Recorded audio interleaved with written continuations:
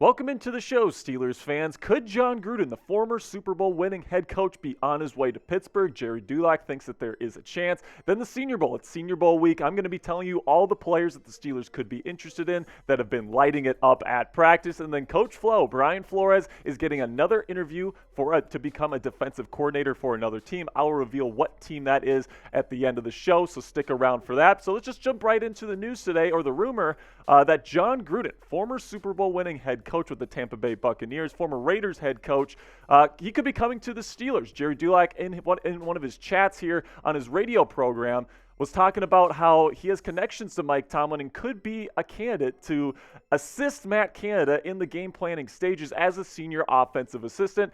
And then SteelerNation.com's Leanne Lohman wrote an article about it, and this is what she had to say. Gruden has ties to Pittsburgh and to head coach Mike Tomlin. Gruden and Tomlin coached together for 4 years in Tampa Bay and won Super Bowl 37 in 2002. To some, the positives outweigh the negatives. Gruden has widely been considered one of the best offensive-minded coaches in football. And then she goes on to say his critics say that he isn't able to work magic on teams where the player deck isn't stacked in his favor. Still, there is no doubt that he could help to bring a spark to the Steelers' offense. So you look at Gruden's accomplishments throughout his career. He's got an above 500 career coaching record. You see that face there? You like that graphic right there. And then the 5-5 record in the playoffs. Hasn't won a playoff game in a while, actually, but he did win a Super Bowl in 2002 with the Tampa Bay Buccaneers. And then he's got 22 years. That's a long time to be an NFL coach, an assistant. He's worked with the Packers when Brett Favre was there. He's somebody that's been around the West Coast offense. He was a part of the second generation of the West Coast offense, and he's seen as one of the better offensive minds in that tree in NFL history. So you look at what happens here. I just don't see, with what happened with him in Las Vegas with the email scandal and all this different stuff, even Mike Tomlin, who usually marches to the beat of his own drum, brings in guys that other people usually aren't willing to bring in. Coach Flores is an example of that. But at the end of the day, guys, I just don't see this coming up and happening. Like, Gruden's been out of the public eye. There's rumors that if the Steelers wanted to bring somebody in, Gruden could be an answer. But I think that there's other options that could be workable that won't create such a PR nightmare for the Steelers if this were to happen. But let me know in the comment section right now, should the Steelers bring in Jon Gruden as an offensive assistant to help out Matt Canada this season? Type HY for hell yes, or type HN for hell no. This is the pinned comment on today's video. So whenever you get an ad break here on the show, go ahead and go into the comment section, find that pinned comment, it'll be right there at the top, and answer today's question. For me, I'm going to go hell no. Hell no, I don't want to bring him in. I think there's other options that are better than Gruden, and at the end of the day, I just don't want that PR nightmare that would be involved with bringing him in. All right, so next segment here on the show, it is Senior Bowl week, one of my favorite weeks of the NFL calendar. Of course, next week's Super Bowl, which is number one, but Senior Bowl is right up there along with Draft Week, all these other weeks. But I love seeing these players and seeing these players that are a bit under the radar really show up. I'm going to give you 5 offensive players that really showed out at Senior Bowl practice this week, and then 5 defensive players. First name on my offensive list is Tank Nathaniel Dell. He is somebody that has really been on my radar. I've drafted him in the 7th round of a couple of my Steelers mock drafts because he's just so dang tiny, man. 5'10", 165 pounds. He really wasn't getting that much attention because people were like, small school guy, small body. He's not really great at the catch point. But at practice today, or not today, throughout the week at the Senior Bowl, he has really shown his ability to really be explosive out of his cuts and his breaks. He's been dominating the one-on-ones. He's really shown out. And right now, he has been flying up draft boards now, where he's probably expected to be a 2nd round or 3rd round pick. He's probably, I really can't see him escaping day 2 now because he has really shown out in front of all 32 NFL teams. He's been, what I hear, the best route runner at the Senior Bowl, and that's saying something. There's a lot of good receivers there. I really think that he's going to be somebody that probably the Steelers might not be taking because, they're probably going to be looking to take a receiver later in the draft, but he's somebody that I wanted to mention because he's been fantastic this week. Number 2 on my list is Darnell Wright, the offensive tackle, right tackle for the Tennessee Volunteers. And right now, I think the Steelers are probably looking more left tackle, but they had a meeting with Darnell Wright this week, and they asked him if he was willing to move over to the left left side. So what does that mean? That tells me that Mike Tomlin, Omar Khan, and the Steelers front office is looking for that next left tackle, either at number 17 overall in the first round or on day 2 with that first pick, number 32 overall. And Darnell Wright, if the Steelers don't go offensive tackle on night 1, they could be looking to go tackle with that first pick on day 2. And Darnell Wright would probably be one of those guys that they are considering. He is massive at 6'6", 335 pounds. He's really tough to get around. He's tough to go through on a bull rush. He allowed 0 sacks in the SEC this year. He can get a bit off balance sometimes because he's just so dang big, which is why he might not be a first-round offensive tackle. I think he's probably going to sneak in there because he really showed out at practice this week, but I'm a big fan of Darnell Wright. I think he should definitely be on the Steelers' radar. All right, guys, go ahead and subscribe to the channel right now for draft analysis and coverage all offseason long for the Steelers. Do you want to know who the Steelers are targeting? You want to know who's been playing well, who does well at the combine, how these guys test. If you want all these different updates, analysis of every single player here in the draft that the Steelers might be taking, go ahead and subscribe to the channel right now. All right, so number 3 on my list is Jayden Reed, the Michigan State wide receiver, who's really been showing his ability to separate. This guy is probably going to be a true 4.3 tester at the combine, and he showed that kind of speed in his route running this week. He was just on the deep routes specifically. He was creating separation with corners, with safeties. He's somebody that is going to be a true deep threat. You put him in the slot or even outside a little bit. He's only 185, so he might not be big enough to play on the outside there. But, you look at this guy's skill set, the way that he can just, people want to talk about Jalen Hyatt out of Tennessee, and he's a speedster as well. But Jayden Reed, man, this guy is really, really fast. He's gonna really run a fast 40 time at the combine, and I think that he's gonna be somebody that can take the top off of defense in the National Football League. Someone that the Steelers might be looking at if he falls to day 3. Potentially, the Steelers might look to grab a guy like Jayden Reed and try to open up some space for Deontay Johnson, Pat Freiermuth, and George Pickens. Number 4 on my list was Dawand Jones. He only practiced 1 day this week because he got a concussion after practice on day 1, but that 1 day of practice was menacing. And man, I haven't talked about this guy on the show yet, but I don't know why. This guy is 6'8". That's right, people don't realize how freaking tall that is, man. 6'8", 359 pounds. This guy is massive, and even the best edge rushers at the Senior Bowl in one-on-ones could not even get around this guy. People tried bull rushing him. At 6'8", 359, there is no way you're getting around him. The big concern for him is balance just because of how big he was, but he actually showed some really nice balance in his sets. His ability to anchor was really, really fantastic. He's a right tackle just like Darnell Wright is, so I'm really not sure if he's going to be able to move over to the left side, but Mike Tomlin was watching this kid hard in practice, and he was talking him up. He was talking to him in between reps, and it really seems like the Steelers like this guy. So if they want to keep Dan Moore Jr. at left tackle, Dawand Jones could be an option at right tackle.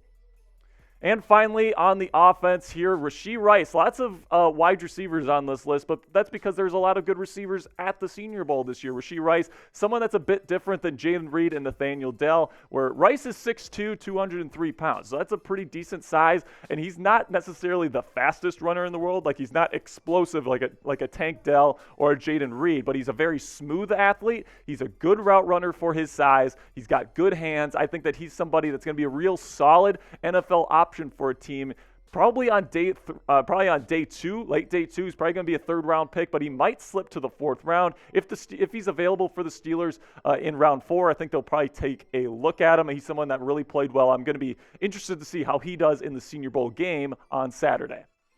So I want to know, guys, who's an offensive player that you want the Steelers to draft this season? It could be someone that I mentioned today. It could be someone that I mentioned in a mock draft before. It could be someone that I've never mentioned on the show before. Go ahead and give me a name right now of an offensive player you want the Steelers to take this offseason.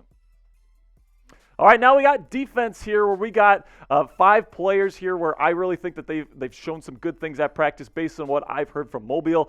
Number 1 on the list, Keeanu Benton. Defensive tackle, nose tackle out of Wisconsin. Now, this is a guy that came into the week, maybe late day 2, maybe early day 3, but it's looking like his stock is starting to rise, and it seems like the Steelers are very, very interested in this young man. They met with him. Mike Tomlin told him that he is on the Steelers' radar, and Keeanu Benton, man, 6'4", 315 pounds, so he's got that size to be a traditional one technique, but, something that's really shown over the week here, and even on his film when I've watched him, is that he's got a little bit of juice in the pass rush game as well, which is something that you don't really see a whole lot from true one techniques. I think Benton is now, he was kind of a borderline day 2 pick before the week. I think he is a lock to be a day 2 pick now. I'm not sure if he's going to be a day 1 pick. I'm not even sure if he's the top nose tackle in this draft class because Siaki Ika is a fantastic prospect in his own right. But Keeanu Benton is definitely a solid option for the Steelers on day 2, in my opinion. And then another person here on the defensive line here, outside linebacker, edge rusher, Will McDonald IV was the best edge rusher in Mobile this week. He absolutely dominated one-on-ones in practice every single day this week. He's explosive. He's got a bevy of pass rushing moves. He's got speed. He's got power at only 236 pounds. I think that this guy is a really talented player. If the Steelers wanted to go edge rusher, maybe at pick number 49, if he's even still there, he's someone that's been rising up draft boards because he was really the only one to get the best of Darnell Wright all week. We talked about Wright in my offensive top 5 there. And really the only person that got the best of him this week was Will McDonald IV. He's somebody that's an excellent prospect. If he's there at number 49, I would probably put that card in if I were Omar Khan.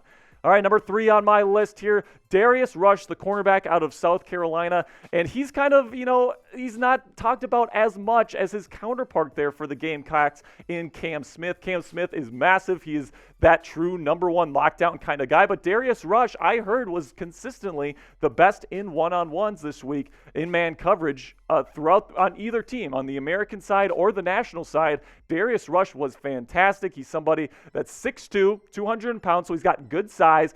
He's probably not going to test out of the gym or anything like that. He's not necessarily a special athlete, but he's very solid in his mirroring ability. He's got fluid hips. I think that he is a good player. I think he's probably going to be an early day 3 pick because this is such a loaded cornerback class, guys. It's really going to be really tough for these corners to sneak up into those higher rounds because teams know they can get a quality corner in the 4th or the 5th round in this draft. So I think Darius Rush is probably an early day 3 guy, but what I've heard is that he's probably been the best corner in Mobile this week. You got a draft question or idea you want to run by me on social media, go ahead and do that right now. Give me a follow at Jack_Sperry on Twitter or at sparedog.football on Instagram. I love talking to you guys. I love talking the draft. This is my favorite time of the year in the National Football League, of course, other than playoffs. But this is a fantastic time of the year to talk about what the Steelers might do, different scenarios. I love talking with you guys. Go ahead and go to Twitter at Jack_Sperry or Instagram at sparedogfootball.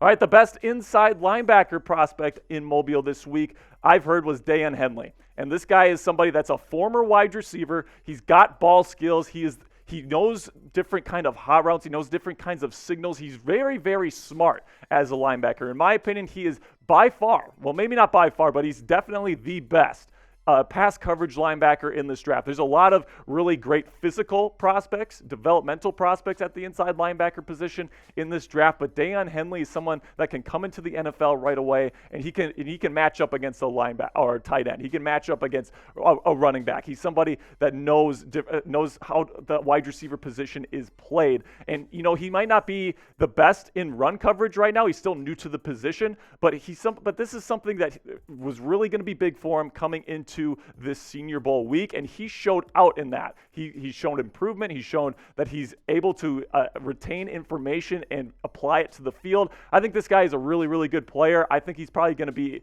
possibly a high day 2 pick. He might even sneak into the first round if a team really, really wants an inside linebacker.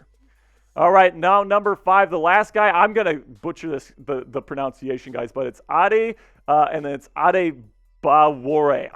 I'm sorry, I'm probably butchering that, but this is a guy that people have been raving about. He's got super, super long arms. He's a bit short, actually, at 6'2", 280 pounds, a bit undersized for a defensive tackle, but he's got super long arms, and he's somebody that really plays with great technique on the inside. He's probably not going to be like a 1 technique. He's probably going to be more like a 5 technique in a 3-4 scheme, maybe even a 3 technique in certain kinds of schemes there. But he's somebody that's really been showing out, really did a good job on the interior this week, despite some people thinking that he might get bullied around on the inside. He actually did a really good job this week. I'm really interested to see how he does in the game on Saturday. So tell me right now, we've had it for the offensive side. Now give me a defensive player that you want the Steelers to draft this offseason.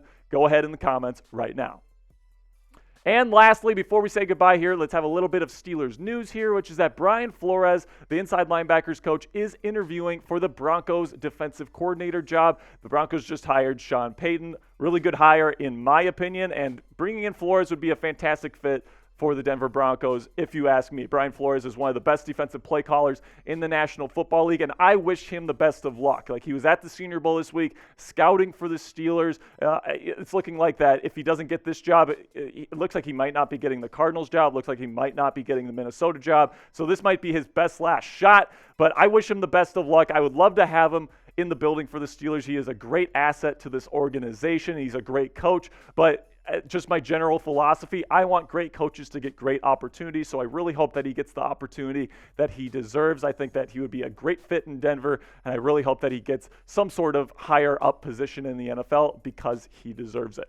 All right, guys, that'll be it for today's show. Thanks for watching. If you made it to the end of the video, you are a real one, a true Yinzer if you made it to the end of the video. I really do appreciate you guys. I will see you guys tomorrow. Peace.